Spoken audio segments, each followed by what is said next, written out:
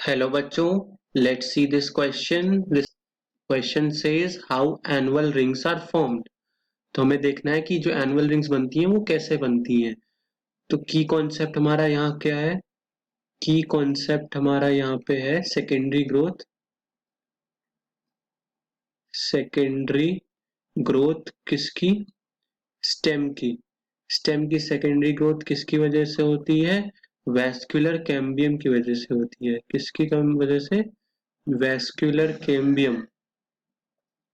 Vascular cambium की activity क्या होती है? Physiological factors. कौन से फैक्टर्स पे डिपेंड करती है? फैक्टर्स, फिजियोलॉजिकल फैक्टर्स पे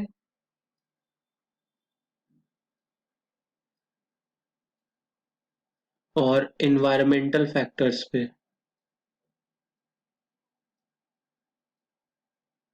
इन दोनों फैक्टर्स पे डिपेंड करती है। तो होता क्या है, जब स्प्रिंग सीजन आती है, क्या आया? स्प्रिंग सीजन आया। स्प्रिंग सीजन में क्या हुआ कि इसकी एक्टिविटी बढ़ गई वैस्कुलर कैम्बियम की। तो जो जाइलरी एलिमेंट्स होते हैं वो मोटे बनते हैं। उनकी एक्टिविटी ज्यादा होती है तो जाइलम एलिमेंट्स भी ज्यादा बनते हैं और दे आर वाइडर। सो क्या होता है? स्प्रिंग वुड बनती है। क्या बनती है? Spring would.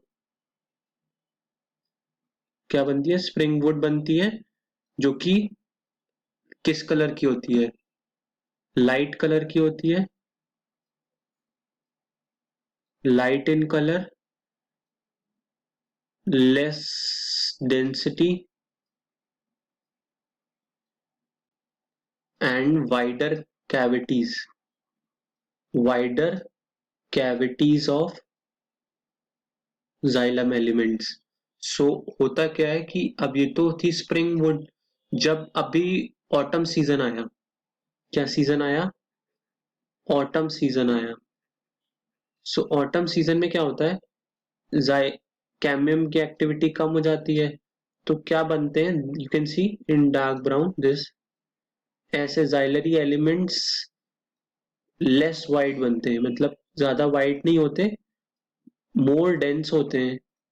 You can see this is, so ये हमारी कौन सी वुड बनती है? Autumn would. इस वुड को क्या कहते हैं? ऑटम वुड के नाम से जानते हैं। ये डार्क कलर की है, ये मोर डेंस है, इसकी डेंसिटी ज्यादा है, more density and less wide cavities. जो जाइलरी एलिमेंट्स हैं या जाइलम एलिमेंट्स हैं, उनकी जो कैविटीज हैं वो कम वाइड है। सो दिस, अब फिर से स्प्रिंग सीजन आएगा तो फिर से ये ऐसे जाइलरी एलिमेंट्स बड़े बड़े बनेंगे, वाइड बनेंगे और लेस डेंस होंगे। फिर उसके बाद फिर से ऑटम सीजन आएगा तो फिजियोलॉजिकल चेंजेस हुए, एनवायरनमेंट चेंजेस हुए, फिर से ये ऑटम वुड बनेगी, मोर डेंस, डार्कर इन कलर। तो क्या होता है कि ये जो ऑल्टरनेट चल रहा है, स्प्रिंग वुड, फिर ऑटम वुड, फिर स्प्रिंग वुड, फिर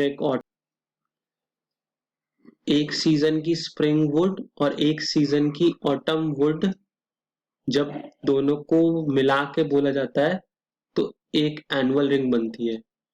एनुअल रिंग बनती है वन। वही अगर अब दूसरा सीजन आएगा, दूसरा स्प्रिंग सीजन, दूसरा ऑटम सीजन, तो देन बनेगी annual ring two. So these are alternate concentric rings constitute one annual ring, and in जब हम स्टेम की कटिंग को देखते हैं उसमें इन एनुअल रिंग्स को काउंट करके हमें प्लांट की एज पता चलती है। Hope you all understood it well. Best of luck.